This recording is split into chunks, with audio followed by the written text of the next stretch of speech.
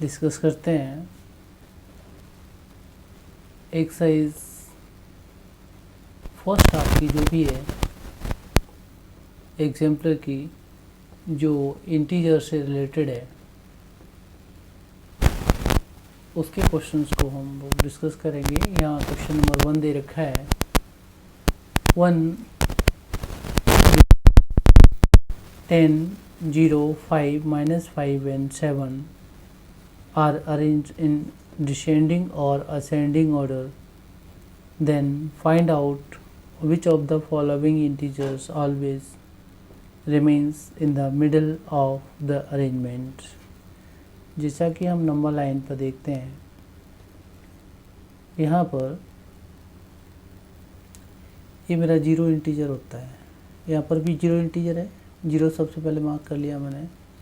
Zero के right में जितने भी इंटीजर्स होते हैं these all are positive, left में जितने भी होते हैं these all are negative integers. तो यहाँ पर हम पॉजिटिव इंटीजर्स की बात करते हैं, 5 और 10 है। तो 5 देखिए यहाँ आएगा और इतने ही गैप पर 10 आ जाएगा because these both are positive integers. अब हम लेफ़्ट में बात करते हैं तो -5, तो जितना जीरो के राइट में 5 गया उतना ही जीरो के लेफ़्ट में 5, ये पोजीशन हो जाएगी उसकी। इट विल बी -5 एंड -7 की बात करते हैं तो -7 कहीं यहाँ पर हम लोग पुट कर लेंगे।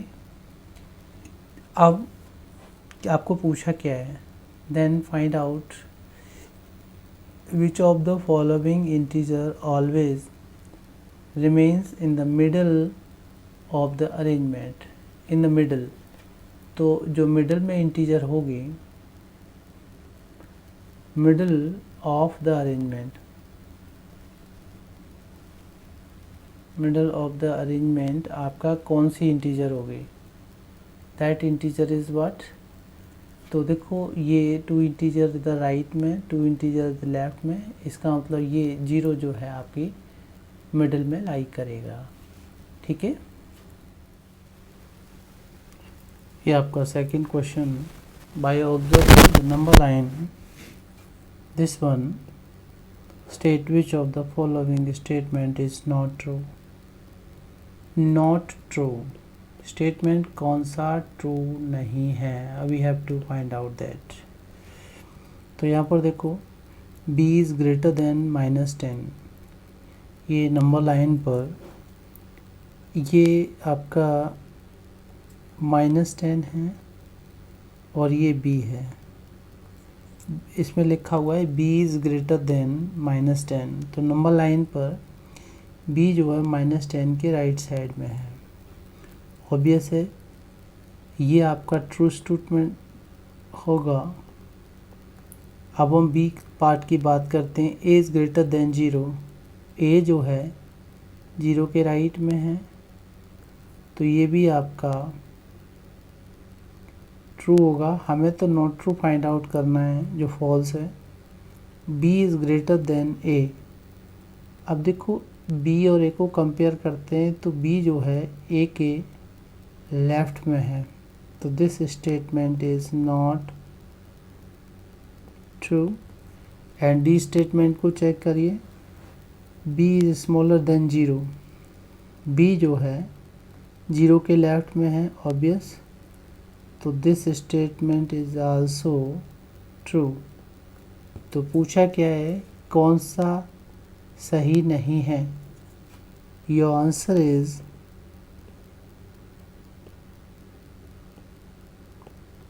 सी, option C. Which of the following statement is true? तो देखिए b is 2,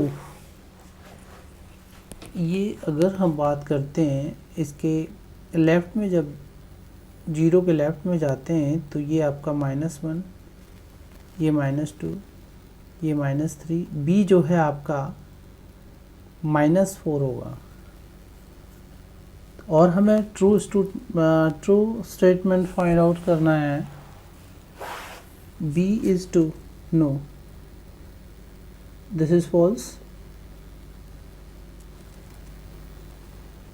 a इज़ -4। अब a जो है 0 के राइट में है, obvious, this is also false.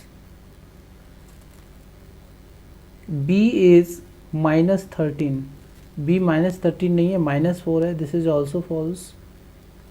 And the true statement is D point होगा, यानी डी पार्ट होगा इसका। b इज -4 मैंने पहले बताया, दिस इज ट्रू। सो आपको नंबर लाइन पर पहले इनको मार्क कर लेना है। b कौन सा इंटीजर के लिए स्टैंड करता है? b आपका -4 के लिए स्टैंड करता है, राइट। क्वेश्चन नंबर 4 में next 3 consecutive numbers in the pattern 11, 8, 5, 2, आपको 3 नंबर्स और फाइंड आउट करने, 1, 2 एंड 3, राइट। अब देखो ये जो इंटीजर्स हैं क्या वो डिक्रीजिंग ऑर्डर में हैं या इंक्रीजिंग ऑर्डर में है। अगर डिक्रीज़ हो रही हैं तो कितना डिक्रीज़ हो रही हैं, इंक्रीज़ हो रही हैं तो कितना इंक्रीज़ हो रही हैं। ये डिक्रीजिंग ऑर्डर में कितना डिक्रीज़ हो रही हैं, तो देखिए 11, 8, तो ये आपका 3 माइनस हो रहा है। क्या हो रहा है? 3 माइनस। 8 to 5 में देखते हैं हम लोग, यहाँ भी 3 माइनस होता है। 5 to 2 में देखते हैं, यहाँ भी 3 माइनस हुआ। तो जिस तरह से हमारा 8 माइनस 3 सॉरी 11 माइनस 3 8 होता है, 8 माइनस 3 5 होता है, 5 माइनस 3 2 होता है, 2 माइनस 3 कितना हो जाएगा? फर्स्ट अननोन इंटीजर्स कैसे निकालेंगे हम लोग यहाँ पर, तो ये -1 आ जाएगा। तो वी विल पुट -1 हियर। अब जो -1 आया इंटीजर, उसमें से फिर से -3 कीजिएगा तो ये -4 हो जाएगा। एंड -4 से फिर -3 कीजिएगा, ये आपका -7 आ जाएगा। इस तरह से हमारे पैटर्न में नेक्स्ट 3 इंटीजर -1, -4, -7 आपका डी ऑप्शन करेक्ट होगा।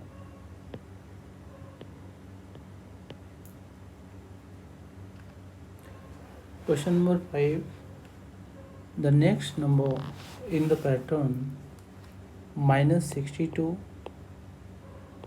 -37, -12. Here numbers are increasing. Do you know why? ये 62 is less than 37 नेगेटिव है और ये 12 नेगेटिव है। यहाँ पर 37 नेगेटिव -62 से बड़ा है, -12 -37 से भी बड़ा है। तो ऑब्वियस है यहाँ पर हमारे एक नंबर कोई ऐसा है जो -12 से भी बड़ा होगा। -12 से जो भी छोटा होगा वो माइनस साइन के साथ 12 के बाद जो भी नंबर आते हैं 13, 14, 15 इस तरह से होंगे। लेकिन यहाँ -12 से बड़ा चाहिए हमें, राइट। और नेक्स्ट चाहिए इस पैटर्न में। एक तो ये पैटर्न है, सबसे बड़ी बात है। वैसे -12 से तो आपका 0 भी बड़ा है, 13 भी बड़ा है, 25 भी बड़ा है, ये तीनों नंबर्स बड़े हैं, ठीक है ना। -13 इधर आता है। लेकिन देखिए इसको अरेंज करना होता है तो हम क्या करेंगे, नंबर लाइन पर देखिए ये 0 है, राइट में आपका 13 आ जाएगा, फिर आपका 25 आ जाएगा, -12 कहीं यहाँ होगा, -13 कहीं यहाँ होगा।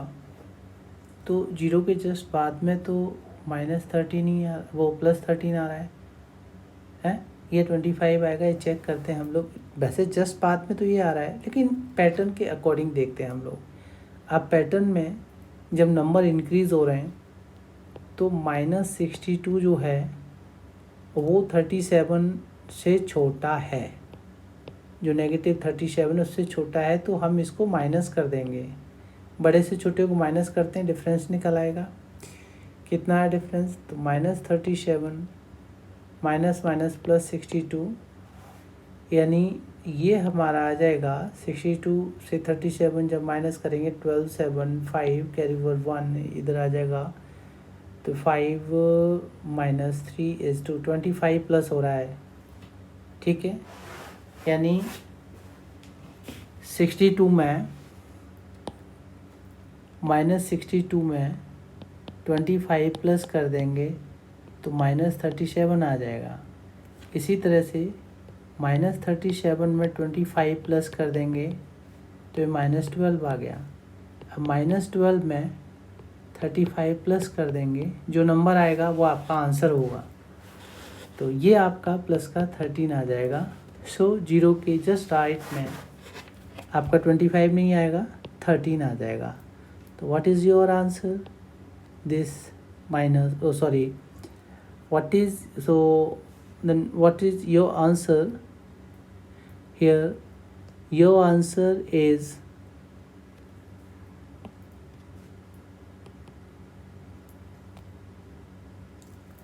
this is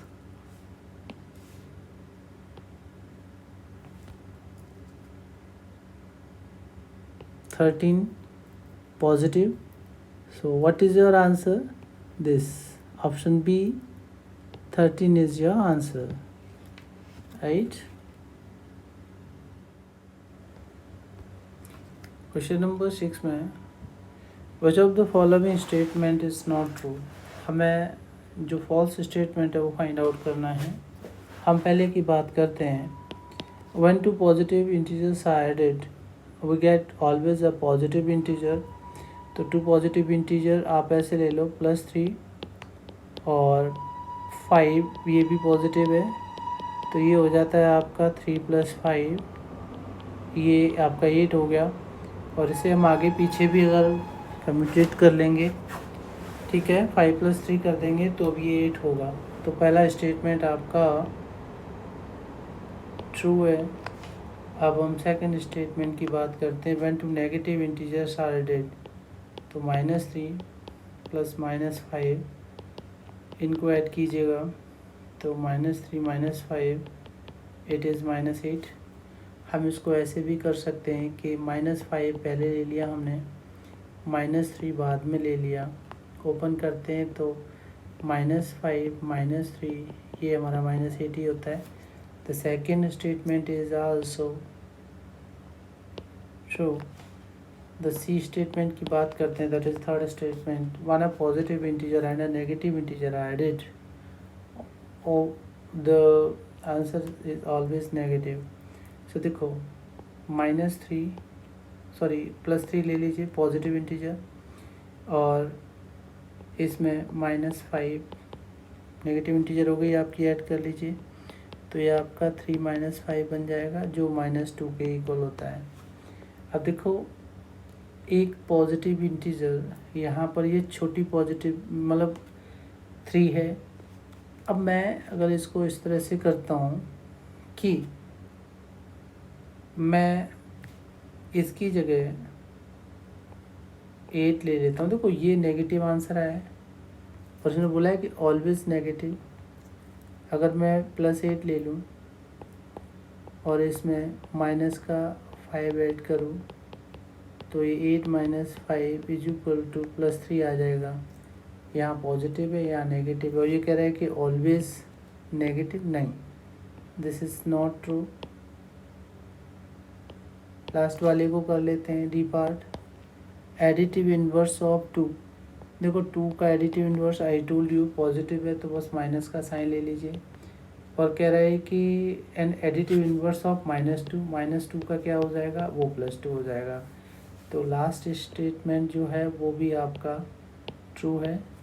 केवल आपका जो ऑप्शन करेक्ट होगा यहाँ पर वो सी होगा। तो your answer is option C, right. Question number 7, on the following number line value 0 is shown by the point. अब 0 किसी एक लेटर से यहाँ रिप्रेजेंट हुआ होगा, हम देखते हैं। देखो ये राइट में पॉजिटिव है, लेफ्ट में नेगेटिव है। अब अगर हम ये बात करते हैं कितने पार्ट्स हैं, तो देखो 1 2 3 4 5 पार्ट्स हैं। 5 पार्ट्स हैं, तो ये जो है अगर हम बात कर रहे हैं कि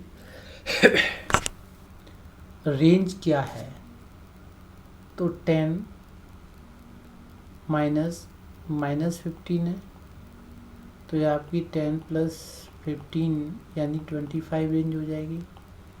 और 25 5 पार्ट्स में डिवाइड करा गया है, तो 1 पार्ट इक्वल टू कितना, 5 पॉइंट्स।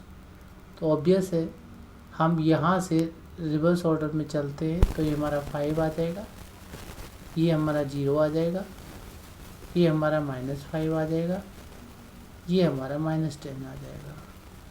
और हमें पूछा क्या है, 0 is shown by the point. तो 0 किस पॉइंट से शो होगा, ये Z से शो होगा, राइट। यहाँ पर Z दे रखा है आपका। अब हम नेक्स्ट पार्ट करते हैं। क्वेश्चन नंबर 8 में ये जो साइन दे रखे हैं आपके, दिस वन है ना, तो एक आपका क्रॉस का साइन है, एक ब्लैंक है, एक पॉइंट है और एक टिक मार्क है। Represent some integers on number line. 0 दे रखा है, ठीक है। Then descending order of these integers is, तो पहले हम लोग इंटीजर मार्क कर लेते हैं, उसके बाद डिसेंडिंग ऑर्डर लेते हैं। तो देखो 0 के राइट में जस्ट ये 1 आ जाएगा, ठीक है। तो टिक मार्क जो होता है वो 1, ये 2 3 4 5, ब्लैंक 5 है आपका, है ना। और डिसेंडिंग ऑर्डर की बात करते हैं तो अच्छा अब लेफ्ट में और चलें, ये -1 -2 -3 -4 -5 और ये -6। तो डिसेंडिंग ऑर्डर में ये आपका एम्प्टी सर्कल फर्स्ट, फिर आपका टिक मार्क आ जाएगा, फिर आपका क्रॉस आ जाएगा और फिर आपका पॉइंट आ जाएगा। एम्प्टी के लिए 5, टिक के लिए 1, क्रॉस के लिए 1 2 3 4 -4 और डॉट के लिए -6 हो जाएगा। ये आपका डिसेंडिंग ऑर्डर में है, तो ये आपका पॉइंट सी आपका करेक्ट है, राइट। अब हम 9th क्वेश्चन की बात करते हैं। On the number line the value of -3 × 3 lies on right hand side of. तो ये देखो कि -3 × 3 जो है वो -9 के इक्वल होगा। अब -9 जो है किसके राइट में होगा, ठीक है ना। नंबर लाइन पर यहाँ पर 4 डिजिट है, एक 0 है, एक आपकी यहाँ राइट में 9 है कोई, लेफ़्ट में -4 है और फिर जो है -10 है। तो ये -9 जो है किसके राइट में होगा, है ना, on the right hand side of. Right hand side of मतलब -10 से पहले कहीं यहाँ पर -9 आएगा, ठीक है। तो आपका आंसर क्या है, ए पार्ट। अब हम क्वेश्चन नंबर 10 की बात करते हैं। The value of 5 divided by -1। देखिए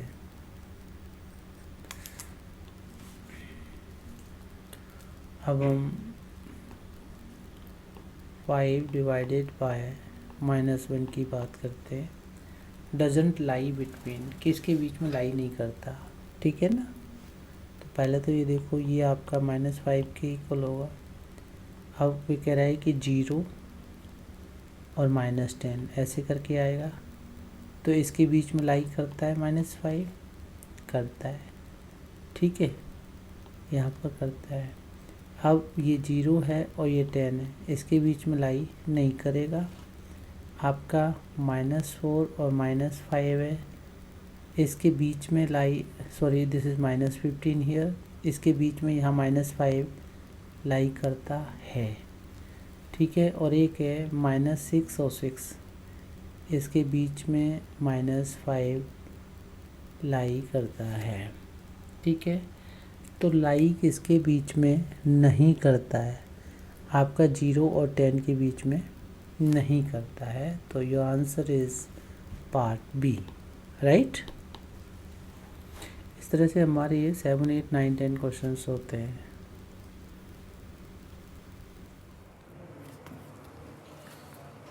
यहाँ ये क्वेश्चन नंबर 11 है।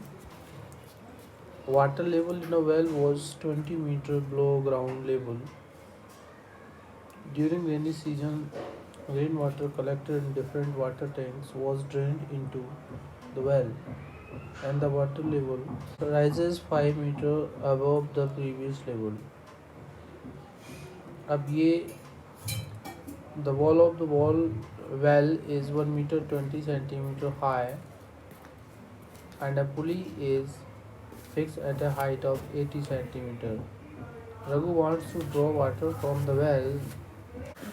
इस क्वेश्चन में हम ये देखते हैं कि water level 20 metre below the ground level है। ये आपका ग्राउंड लेवल है।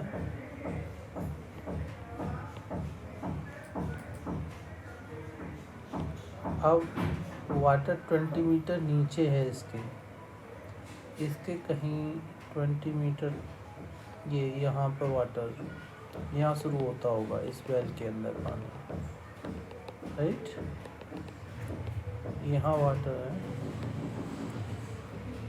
रेनी सीजन के दौरान क्या होता है, जो वाटर टैंक्स में कलेक्ट किया होता है उसको ड्रेन करते हैं वेल के अंदर, है ना।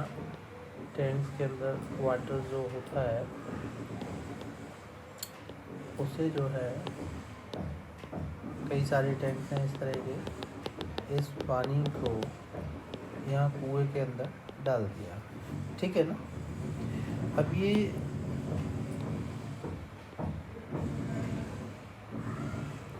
देखिए,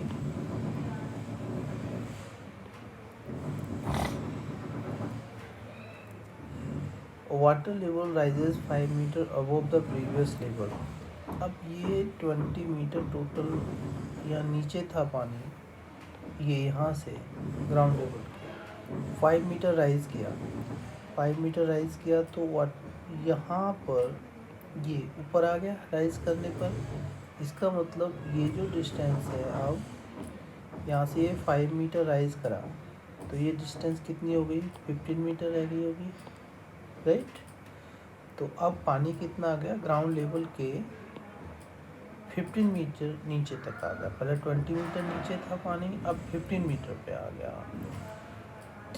तो wall of the well is 120 centimetre high, ये इसकी वॉल है, ठीक है, 120 सेंटीमीटर हाई है ये।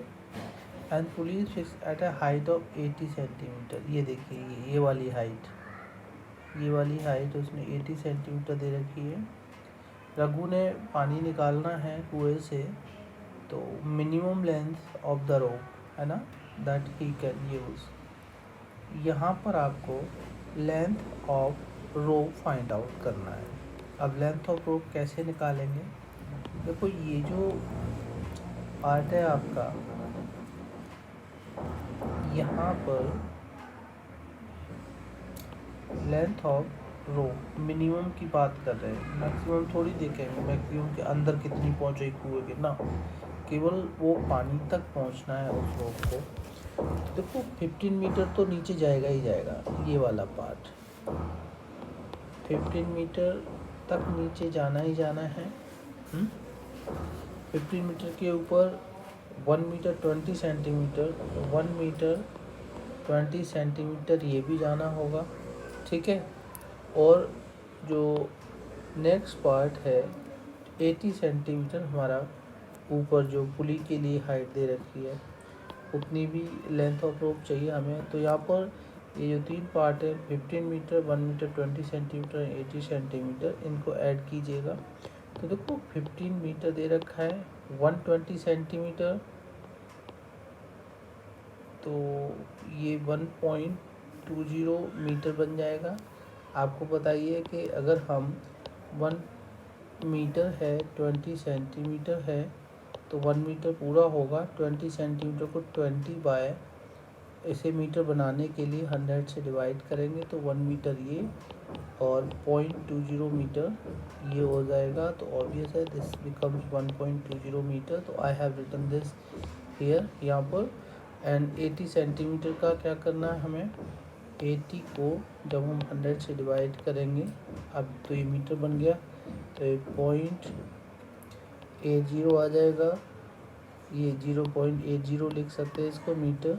अब देखिए 15 मीटर ये और 1 वाला 1.20 metre and 0.80 it becomes 2 metre, 2.0 metre और ये 15 मीटर 2 मीटर बिकम 17 मीटर। तो टोटल लेंथ ऑफ रोप कितना चाहिए उसको, 17 metre. This is your answer and you need this one, है ना, to draw out water.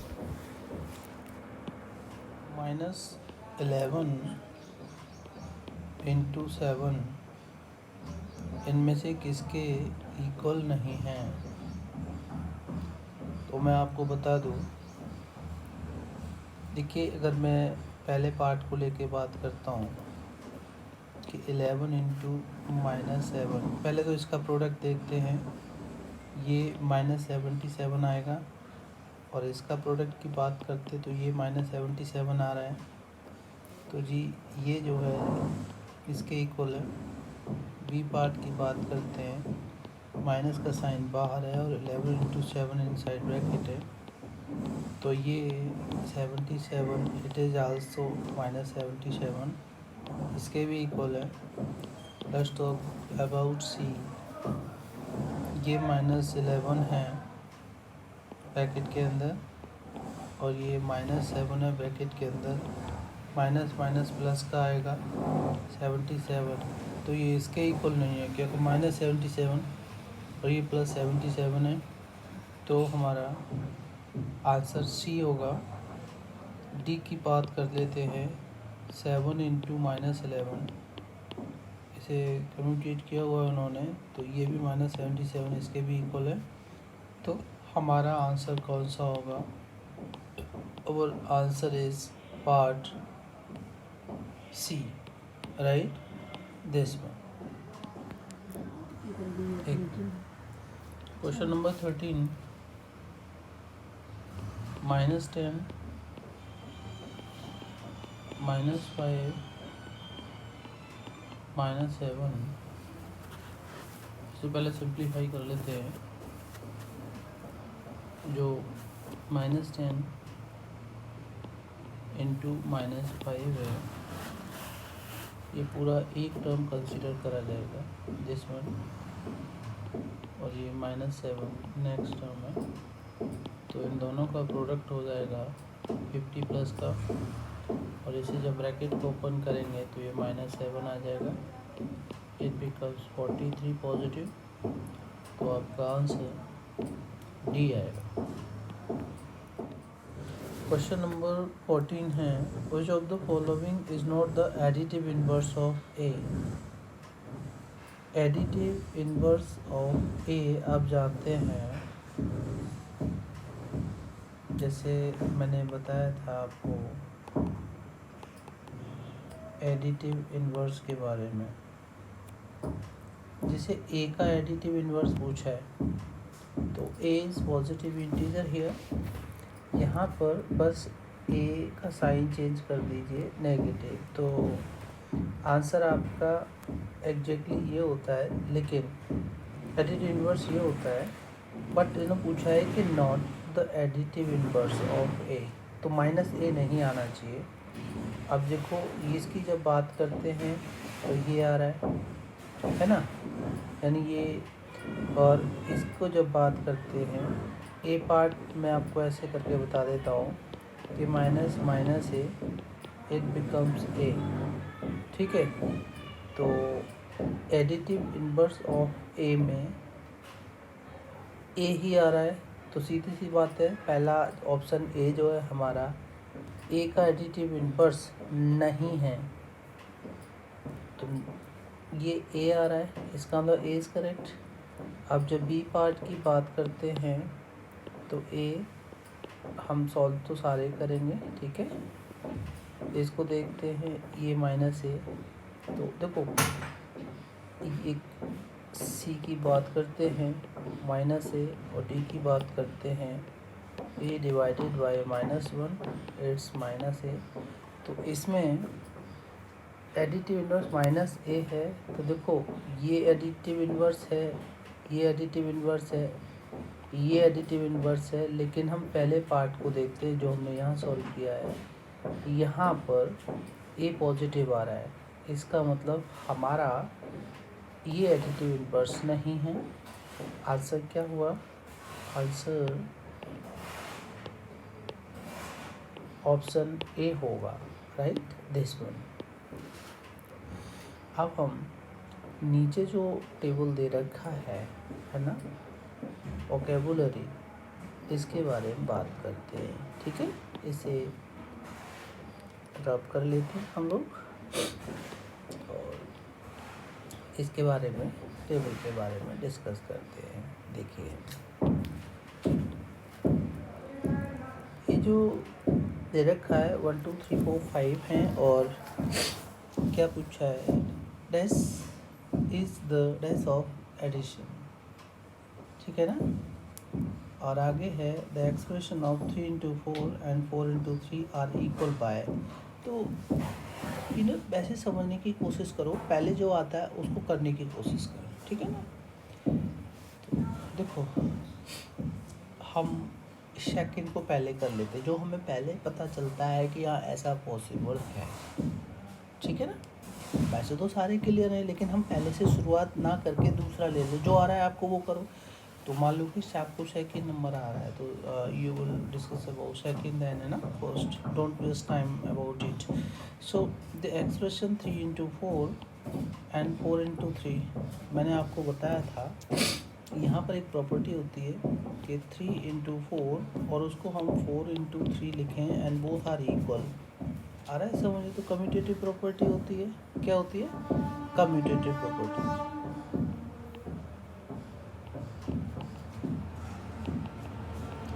This is commutative property, है ना। आपको आंसर समझ में आ गया होगा।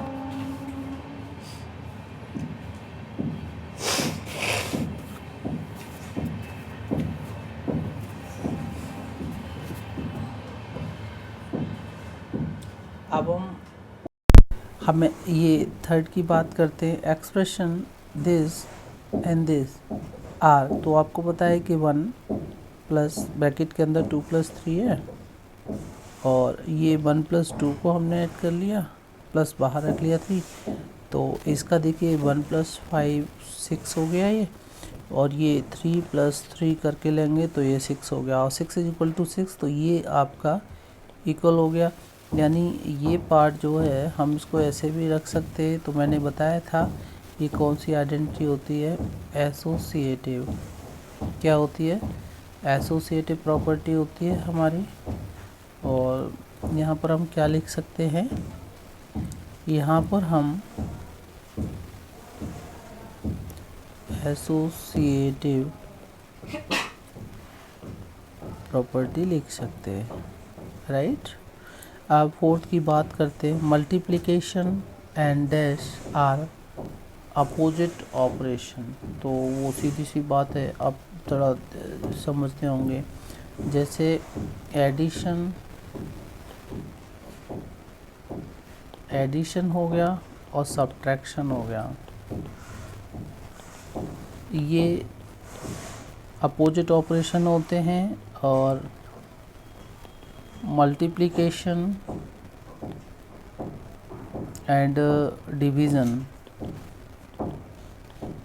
ये आपके अपोजिट ऑपरेशन होते हैं। तो यहाँ ये लिखा है मल्टीप्लिकेशन एंड डिवीज़न, राइट। इसको आप याद रखेंगे बच्चों। फिफ्थ की बात करते हैं, dash and dash are commutative.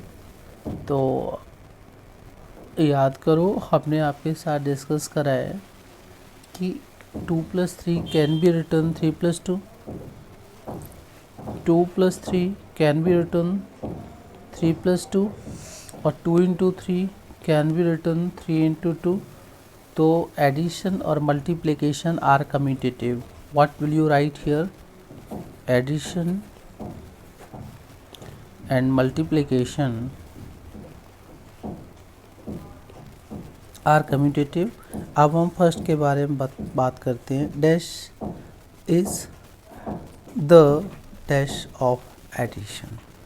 तो यहाँ पर हमने क्या क्या पुट कर लिया है इनमें से, ठीक है ना.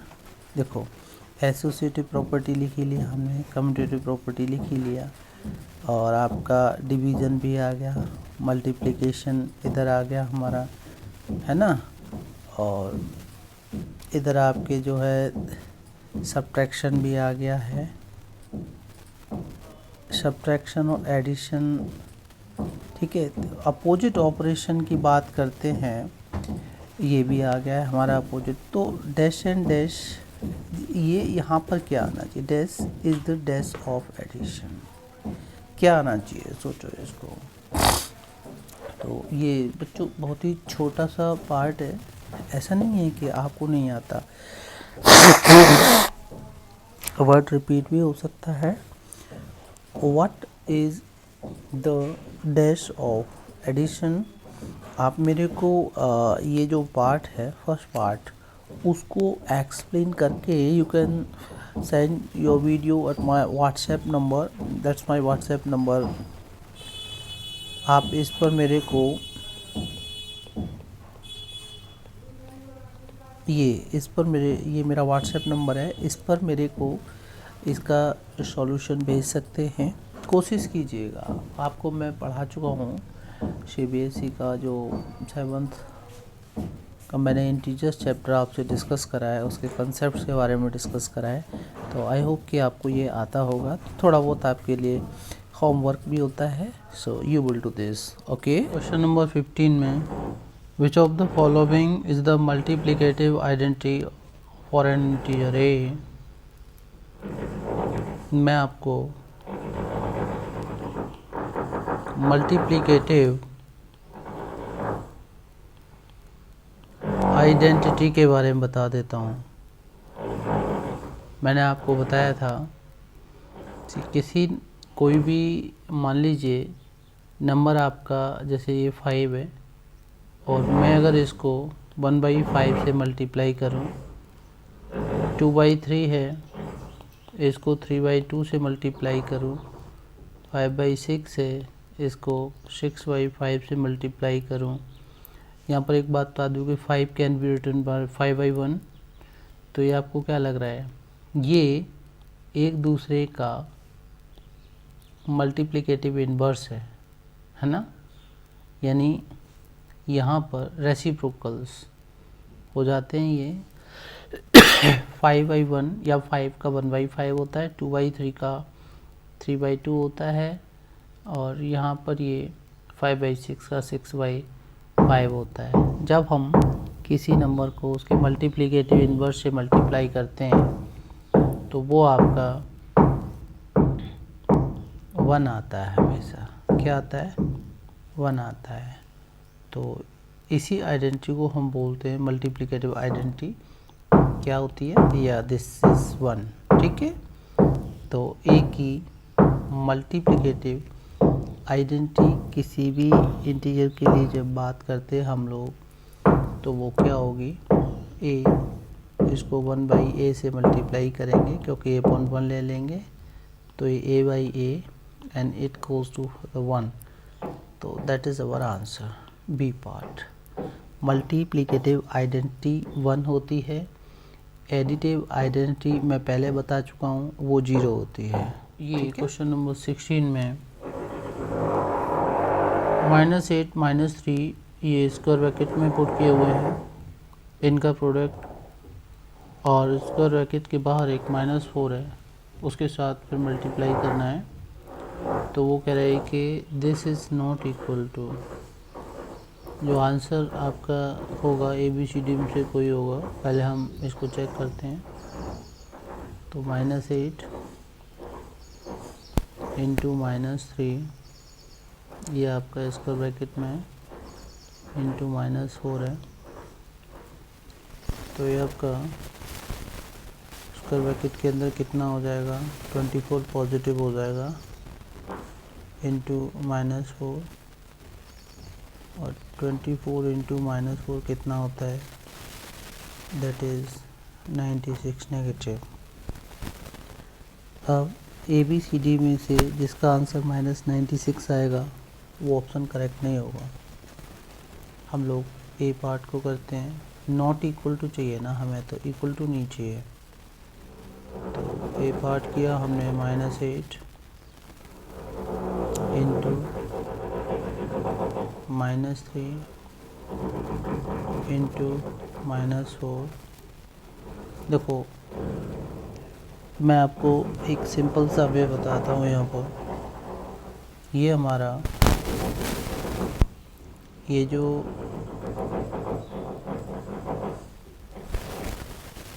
एक्सप्रेशन है, यहाँ पर तीनों नंबर नेगेटिव साइन के साथ हैं, और आपको एसोसिएटिव आइडेंटिटी पता होगी शायद।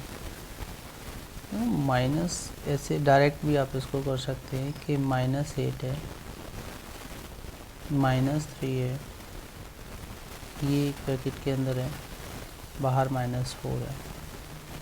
अगर मैं पहले दो नंबर ये हैं, अगर मैं इसको ऐसे लिख दूँ, -8 को इधर रख लूँ और स्क्वायर ब्रैकेट के अंदर -3 इंटू -4 कर दूँ, तो क्या कुछ चेंजिंग आएगी?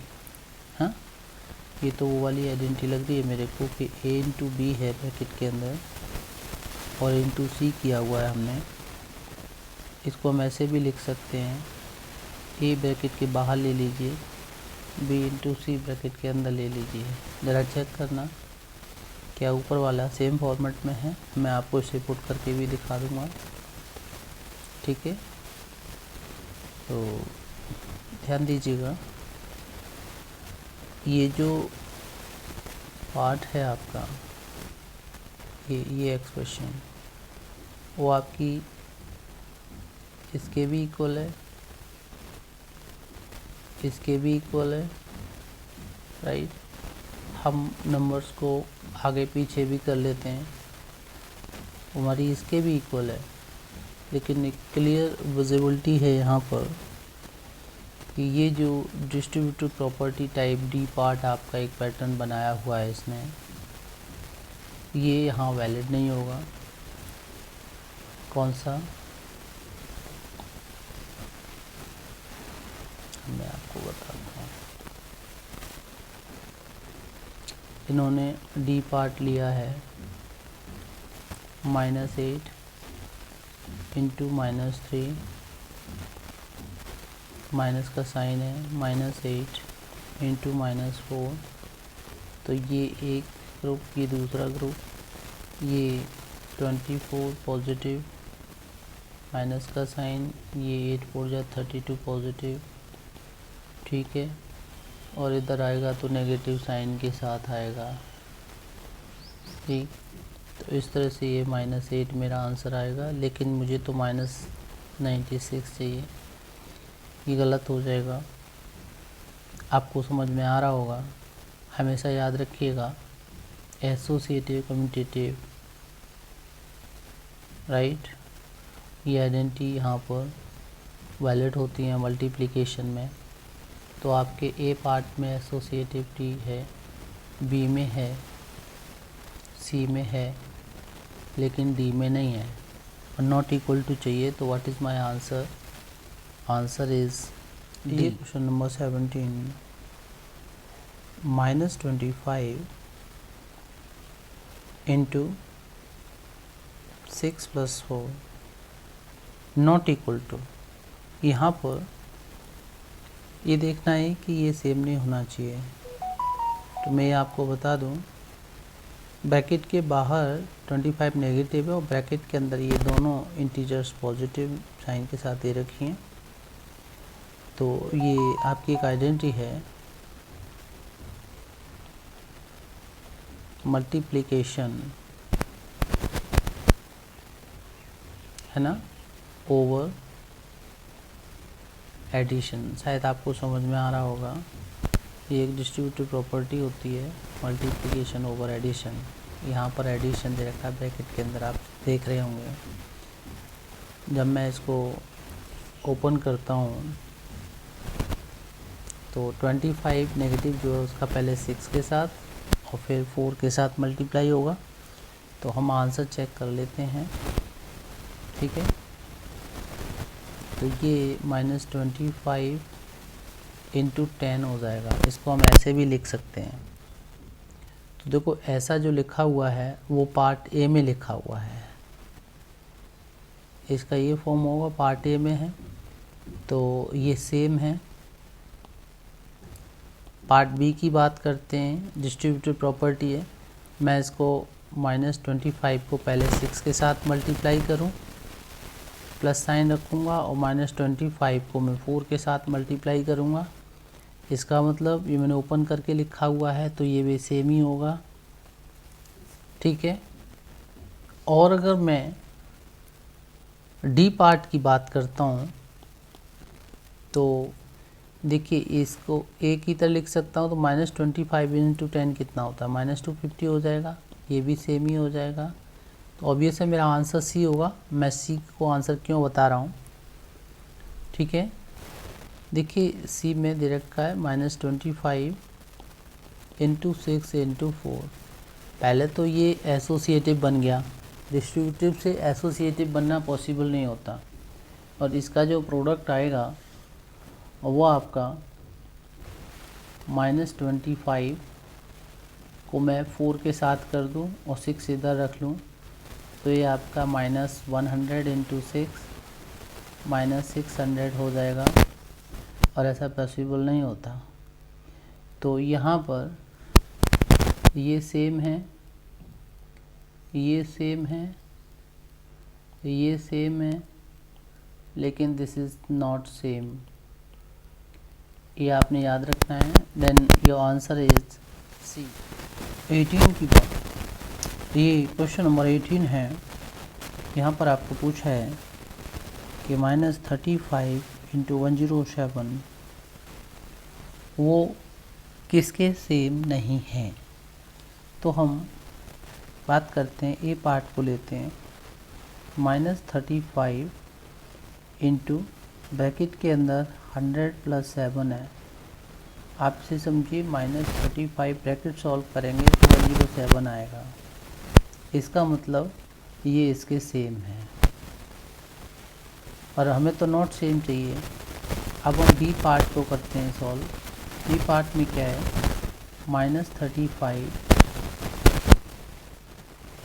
× 7 दे रखा है, प्लस -35 × 100 दे रखा है। आपका डिस्ट्रीब्यूटिव प्रॉपर्टी वाला कंसेप्ट है, ये ओपन किया हुआ है एक्चुअली इन्होंने। आप -35 को कॉमन ले लीजिए, ब्रैकेट के अंदर कितना आ जाएगा, 7 + 100। आप इसको 7 + 100 रखो या 100 + 7, तो ये वाली फॉर्म बन गई। ये जो फॉर्म है आपकी, ये इसके सेम। इसका मतलब बी और ए सेम है, तो ये आपका सेम है। अब हम सी पार्ट की बात करते हैं, तो -35 × 7 + 100 है, ठीक है। देखिए ये समझने की कोशिश कीजिए, यहाँ पर 35 का 7 टाइम्स करेंगे और फिर 100 ऐड करेंगे, तो ये इससे मैच नहीं कर रहा है, ना ऊपर ए से ना बी से। चेक कर लीजिए इसको आप कि ये इसके साथ इंटू किया हुआ है, ये 100 है। तो कोई डिस्ट्रीब्यूटिव प्रॉपर्टी वाला केस तो इसमें शो नहीं हो रहा है। वैसे भी आप अगर इसका आंसर निकालेंगे तो ये वाला पार्ट और ये वाला पार्ट, इनके डिफरेंट आंसर आएंगे। इसका बिल्कुल इनका सेम आएगा आंसर, सॉरी, लेकिन इसका डिफरेंट आंसर मिलेगा आपको। तो मैं आपको बता दूं कि ये 7 टाइम्स करें, 100 ऐड करें, it will be totally default. ठीक है, अब हम बात करते हैं डी पार्ट की। तो इन्होंने क्या करा है, डिस्ट्रीब्यूटिव प्रॉपर्टी में एक नंबर को स्प्लिट भी करना होता है। जैसे 35 इंटू 107 है हमारा क्वेश्चन में, तो हम 35 को स्प्लिट करके ऐसे रख सकते हैं -30 और -5, ये भी तो -35 होता 107। तो डिस्ट्रीब्यूटिव प्रॉपर्टी में दो तरह से, या तो पहला नंबर को स्प्लिट कर लो या दूसरे को स्प्लिट कर लो, ठीक है ना। यहाँ बी पार्ट में उन्होंने 107 को स्प्लिट करा था और यहाँ डी पार्ट में उन्होंने -35 को स्प्लिट कर लिया, बात तो एक ही है। ठीक है, तो ये क्या हो जाएगा आपका 107 का पहले -30 के साथ मल्टीप्लाई होगा, फिर -5 के साथ मल्टीप्लाई होगा, बात एक ही है। तो आपका ये सेम होगा, लेकिन पार्ट सी की बात जो मैं कर रहा था वो बिल्कुल डिफरेंट वे से किया हुआ है। तो आपका this is not same. Students, अगर आपको लगता है कि समझ में नहीं आ रहा तो आप ए, बी और डी को सॉल्व आउट कर लीजिए। ठीक है, डिस्ट्रीब्यूटिव प्रॉपर्टी आपकी इसमें लगा लीजिए, इसमें लगा लीजिए और इसमें लगा लीजिए। ए, बी और डी जो होंगे वो आपकी डिस्ट्रीब्यूटिव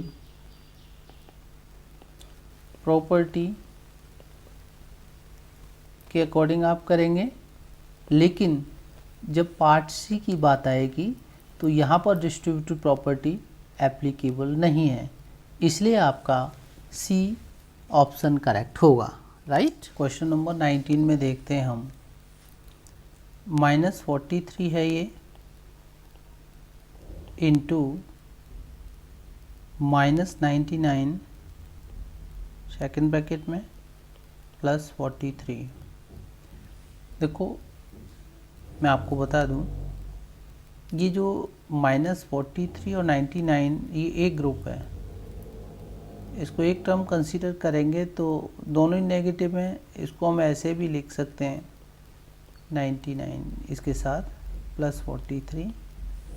ठीक है, अब हम क्या करेंगे, यहाँ इंटू 1 कर लेंगे और 43 को कॉमन कर लेंगे, तो ये हमारा 99 प्लस हो जाएगा 1 से, और 43 इंटू ये ब्रैकेट के अंदर 100 आ जाएगा पॉजिटिव, तो बाहर 100 ही होगा हमारा, ये 4300 आएगा। और उसने पूछा है ये इक्वल किसके है, तो देखो ये इसके भी इक्वल है।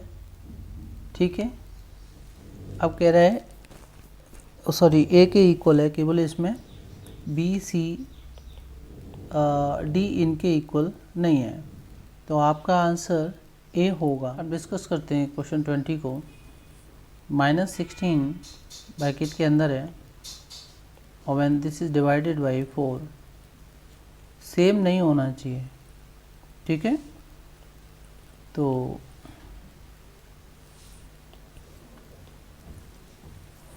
ये आपका इसका आंसर -4 आता है। जब -16 को +4 से डिवाइड करेंगे तो 4 4 जा 16 होता है। माइनस का साइन एक पर है तो क्वेश्चन पे माइनस का साइन आएगा। अब हम ए पार्ट करते हैं, तो -4 व्हेन डिवाइडेड बाय 16, देखो कम्यूटेशन जो होता है इंटीजर्स का वो डिवीज़न में नहीं होता। 16 नेगेटिव डिवाइडेड बाई 4 है, -4 डिवाइडेड बाई 16 है, 16 बाई 4 हो 4 बाई 16 ऐसा वैलिड नहीं होता, बस इतना समझ लीजिए। तो नॉट सेम यहीं पर आ जाएगा, this is not same. B की बात करते हैं, आंसर तो आपको पता चल ही गया कि ये जो है इसके इक्वल नहीं है, option is A, option A is correct. B को सॉल्व करके देखते हैं। ये 16 डिवाइडेड बाई 4 है ब्रैकेट के अंदर, ऑब्वियस है कि 4 आ जाएगा। तो देखो ये बी सेम है आपका। सी की बात करते हैं। 16 व्हेन डिवाइडेड बाई -4, किसी एक पर साइन नेगेटिव होना चाहिए, ये सेम हो जाएगा आपका। अब डी की बात करते हैं। -4 दे ही रखा है तो वो आपका आंसर -4 ही आ रहा है। तो बी, सी और डी आपके सेम हैं। ऑप्शन ए का जब सॉल्यूशन किया हमने तो आंसर सेम नहीं आएगा। क्यों नहीं आएगा? -4 डिवाइडेड बाई 16, ए की बात करते हैं। देखो तो ये हो जाएगा -4/16, ऐसे भी लिख सकते हैं तो 1/4 आएगा। ये -4 और 1/4 में अंतर होता है। Answer A is totally different. ठीक है।